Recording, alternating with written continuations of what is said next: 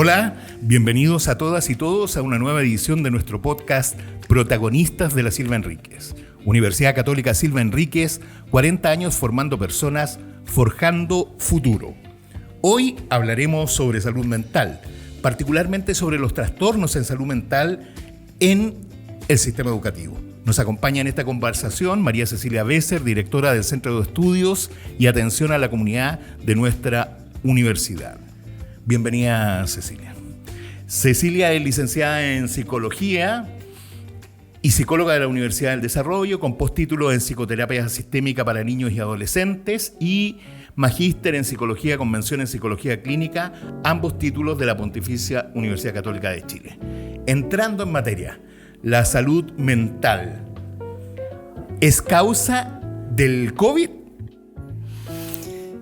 Muchas gracias por la invitación. Mira, en relación a tu pregunta, es interesante porque tendemos a asociar la crisis de la salud mental al COVID, y efectivamente eso no es así. Veníamos con una profunda crisis de la salud mental hace varios años atrás, y lo que pasa con el COVID es que se profundiza esta crisis. Se profundiza por dos razones.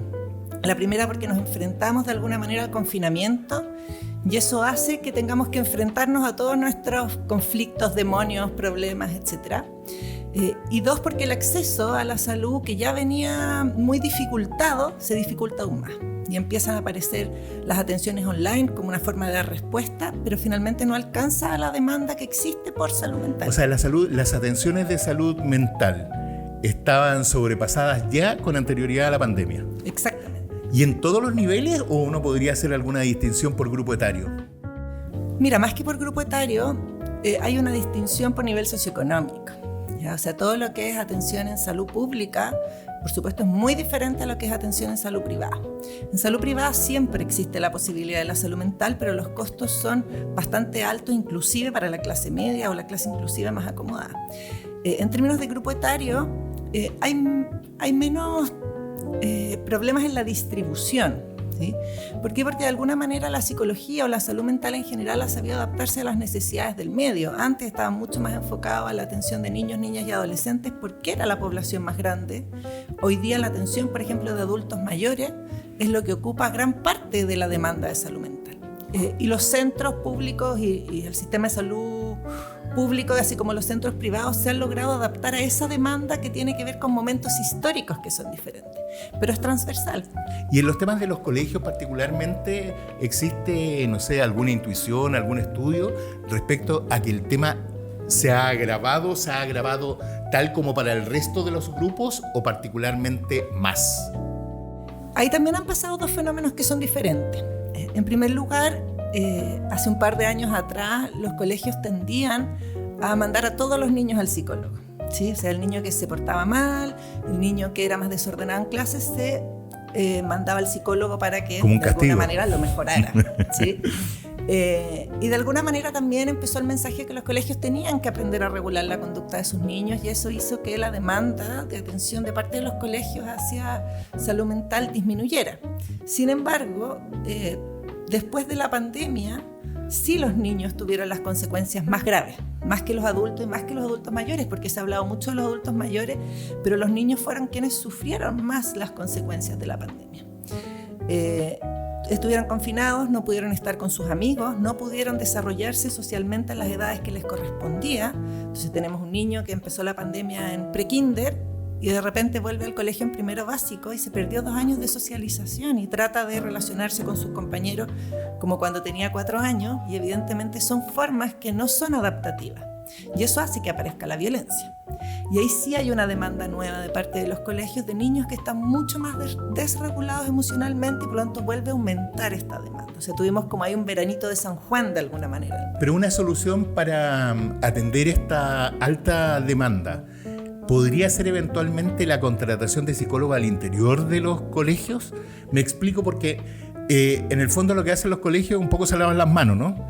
No tienen las competencias profesionales, por lo tanto las derivan al sector público, al sector privado, de acuerdo probablemente a la caracterización socioeconómica de su familia. Los orientadores, desde esta perspectiva, ¿pueden cumplir ese rol o un psicólogo puede cumplir el rol de psicólogo y además de orientador? Sí, lo que pasa es que yo creo que hay 3 personas claves en los colegios en el ámbito de las atenciones psicosociales: los orientadores, los psicólogos y los encargados de convivencia escolar. También podemos sumarle a eso los psicopedagogos, educadores diferenciales que forman como este equipo integral. Y en ese sentido todos hacen de todo un poco, y yo creo que esa es una mala fórmula. Por ejemplo, si tú tienes un caso de bullying en un colegio, tú esperarías que efectivamente el psicólogo fuera quien diseñara una serie de estrategias al interior del colegio que fueran sistémicas, o sea, cómo trabajo con los apoderados, cómo trabajo con los profesores, cómo trabajo con los estudiantes. Pero además de eso, tú esperarías que los niños que son víctimas o victimarios recibieran atención especializada, y eso jamás lo van a poder hacer los colegios porque nunca tienen la capacidad. Entonces, si tú me preguntas a mí, los colegios debieran tener siempre un psicólogo que viera aspectos psicológicos de los niños, pero no debiera hacer las intervenciones al interior de los colegios porque nunca van a tener la capacidad de hacerlo por la cantidad de niños y la cantidad de demandas que existe. Por lo tanto, debieran enfocarse como psicólogo educacional, no como psicólogo clínico, a los procesos que involucran aspectos psicológicos de los niños. Pero desde esta perspectiva, la historia ha demostrado que, por ejemplo, antes los colegios tenían la obligación de tener una enfermera o una enfermería, básicamente. Después el tema de los orientadores, los jefes de la UTP. En esta lógica más compleja y más integral, ¿se justifica la presencia de psicólogos al interior de los colegios? Se justifica. El problema es que por ley, así como antes estaba la obligación de tener un orientador, hoy día existe la obligación de tener un encargado de convivencia escolar. Y lo que hacen los colegios es contratar un psicólogo como encargado de convivencia escolar, y no es solo convivencia escolar, sino que tratan de pasarle todo lo otro. Y en ese sentido yo sí creo que debieran ser personas diferentes. ¿Sí? O sea, debiera haber un psicólogo y un encargado de convivencia escolar que fuera diferente, independiente que sea psicólogo, trabajador social, etcétera, orientador. Hace pocos días, en la encuesta Ipsos reflejó que la salud mental es la principal preocupación sanitaria en Chile, con alrededor de un 20%, dejando atrás incluso la preocupación por el COVID, por la obesidad, por el cáncer, etc. Esto reafirma la tesis de que estamos desde hace bastante tiempo al debe en temas de salud mental. Sí, lo reafirma, y yo creo que nos da una oportunidad de poder aprender que el tema de la salud mental no es un tema individual, sino que es un tema psicosocial, y que por lo tanto cualquier fenómeno que pase a nivel social impacta directamente en la salud mental. Hoy día tenemos un tema de recesión económica muy importante, y que eso va a generar necesariamente un impacto en la salud mental de los adultos, quienes deben mantener sus hogares. Entonces hay un impacto directo por ciertos fenómenos que son sociales. Pasó con el estallido, pasó con el COVID, pasó con la recesión económica, y por lo tanto hay que dejar de mirar el problema psicológico como un problema individual, sino que empezar a mirar cuáles son los factores sociales sobre los cuales podemos intervenir, ¿ya? Y esa es una diferencia súper importante. La preocupación hoy día que muestra esta encuesta Ipsos da cuenta de eso, de que hay un fenómeno social que está pasando y el impacto de ese fenómeno social en la salud mental. Y es un fenómeno social también, o una preocupación social, el tema que la misma encuesta señala respecto de los costos de salud. Dice que a nivel global un 61% considera que en su país no se pueden costear, en un estudio internacional, no se pueden costear una salud de calidad. Y eso ya nos pone en otra dificultad, ¿no? Lo que pasa es que acá el acceso a la salud mental, sobre todo a nivel de salud pública, es muy bajito, está muy deteriorado. Tú, para poder conseguir una hora a un psicólogo, tienes que pasar primero por un CESFAM, que te van a derivar a un psicólogo, y vas a conseguir hora una vez al mes en sesiones de 30 minutos. Y está comprobado que ese tipo de intervención no son efectivas. Entonces también hay ciertos recursos que se mal utilizan, y efectivamente las personas dicen: voy, gasto mi tiempo en ir a la salud pública, donde efectivamente no pago, pero el impacto que tiene en mi salud mental es nada. Hoy te da la impresión de que se ha normalizado el tema. Hoy cuando uno habla de dice voy a ir a terapia al psicólogo o al psiquiatra, es bastante más frecuente, y ya tu grupo de referencia no te tilda ni como loco ni nada. Es una situación se ha ido normalizando, ¿no? A mí me encanta esa pregunta, porque efectivamente cuando yo estudié psicología hace algunos años atrás, hace varios ya, claro, ir al psicólogo era de locos. ¿Para qué voy a ir al psicólogo si no estoy loco? ¿Ya? Y yo creo que hoy día socialmente de alguna manera se ha entendido que no solamente las personas con algún tipo de locura o trastorno mental van al psicólogo, sino que hay otros psicólogos que quieren hacer mejoras en su vida sin la necesidad de tener un trastorno. Y yo creo que eso también ha ampliado el campo de la psicología hacia poder potenciar el bienestar subjetivo de las personas y no solamente tratar una enfermedad. Y eso hace que efectivamente personas de mi círculo cercano, yo creo que el 100% ha ido a psicólogos por lo menos alguna vez en su vida, y eso antes no lo veíamos. Tengo una pregunta desde el punto de vista simbólico. ¿Qué importancia le atribuyes tú al reconocimiento del trastorno obsesivo compulsivo por parte del presidente de la República? ¿Eso ayuda, no ayuda a lo que estamos hablando? Sí, desde la mirada de la psicología, por supuesto que ayuda, porque viene a poner sobre la mesa un problema que existe, que está oculto, porque de alguna manera tú no quieres mencionar que tienes algún trastorno mental por los prejuicios que existen respecto a eso. Pero cuando tú pones sobre la mesa que tú tienes algún tipo de trastorno mental, sin embargo, ese trastorno mental con un buen tratamiento, una buena medicación, te permite funcionar normalmente en la vida, le da una esperanza a la gente que termina siendo excluida por este tipo de trastorno. Y en ese sentido yo creo que las declaraciones del presidente tienen un impacto en normalizar ciertas conductas y que las personas se hagan cargo de sus problemas, pero también tiene el impacto de que él, como vive y fue usuario o paciente de salud mental, también ha hecho que quiere aumentar los presupuestos, por ejemplo, de salud mental, noticias que son súper positivas para la psicología en general. Muy bien. Universidad Católica Silva Enríquez, 40 años formando personas, forjando futuro. Hoy hablamos con la psicóloga María Cecilia Besser, directora del Centro de Estudios y Atención a la Comunidad de nuestra Casa de Estudios. Ahora entremos en materia y situémonos básicamente en el tema de la educación y particularmente en la educación superior y en el trabajo específico tuyo. ¿Qué es el CEAC? ¿A qué se dedica?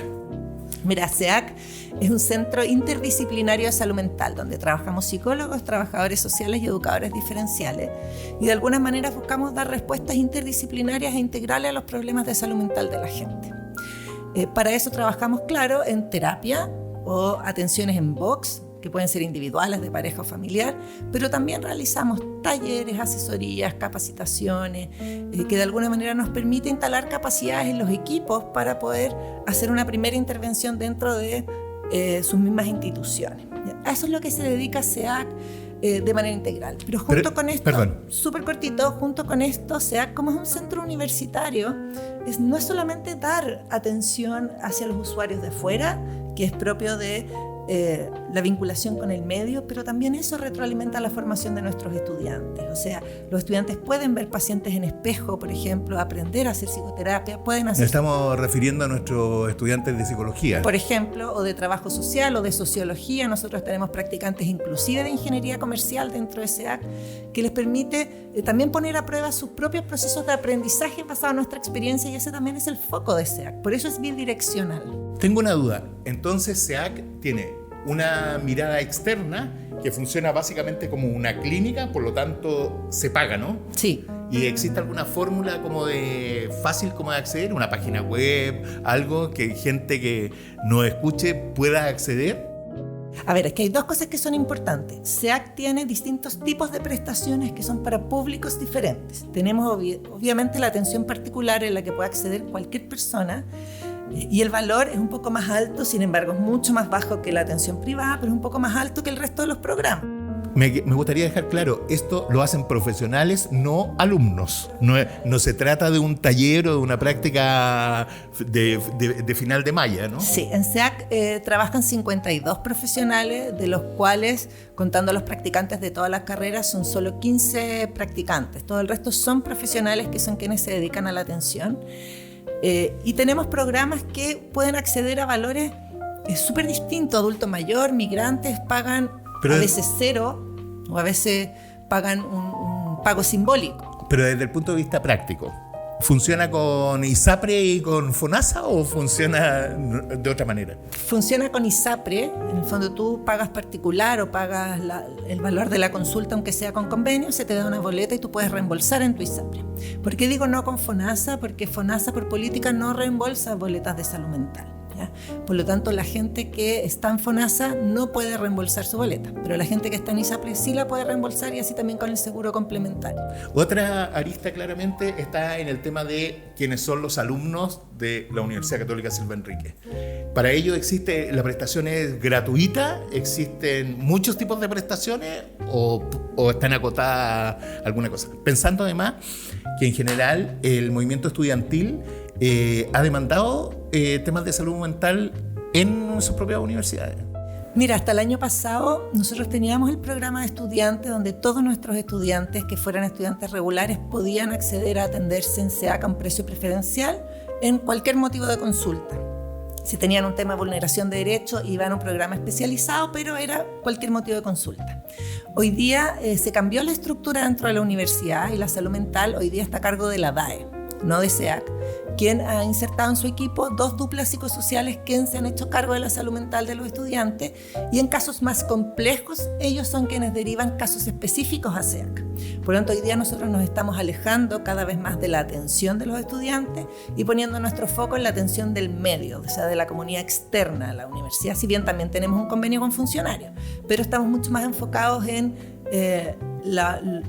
toda la comunidad externa a la universidad. Pero esto no significa que nuestros alumnos con eventuales trastornos o requerimientos importantes o graves no tengan atención.